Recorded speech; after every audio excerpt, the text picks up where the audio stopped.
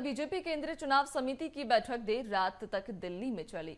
आपको बता दें कि इस बैठक में छत्तीसगढ़ की दूसरी सूची को लेकर चर्चा भी की गई, जहां ये कयास अब तेज हो गए कि बीजेपी जल्द ही अपनी प्रत्याशियों की दूसरी सूची जारी कर सकती है। तो भाजपा प्रदेश अध्यक्ष अरुण साव ने ट्वीट कर ये जानकारी दी है और लिखा है कि प्रत्याशियों के चयन के लिए ये बैठक बुलाई गई थी। दिल्ली में केंद्रीय चुनाव समिति की बैठक हुई थी और इस बैठक में पीएम मोदी, बीजेपी राष्ट्रीय अध्यक्ष जेपी नड्डा भी शामिल हुए थे, जहां इनकी अध्यक्षता में ही ये बैठक की गई थी और प्रत्याशियों के चयन को लेकर इस बैठक में चर्चा हुई है। यानी कि अब कयास तेज हो गए हैं कि जिस तरह से मध्य प्रदेश में बीजेपी अपनी 2 सूची जारी कर चुकी है, अब उसी प्रकार छत्तीसगढ़ में बीजेपी जल्द ही अपनी दूसरी सूची जारी कर सकती है। चूंकि देर रात तक ये दिल्ली में बैठक चली, केंद्रीय चुनाव समिति की बैठक थी, जिस बैठक में पीएम मोदी, बीजेपी के राष्ट्रीय अध्यक्ष जेपी नड्डा भी शामिल थे और उसके बाद में बैठक में चर्चा की गई, प्रत्याशियों के नामों पर मंथन हुआ और अब बीजेपी प्रदेश अध्यक्ष अरुण साव ने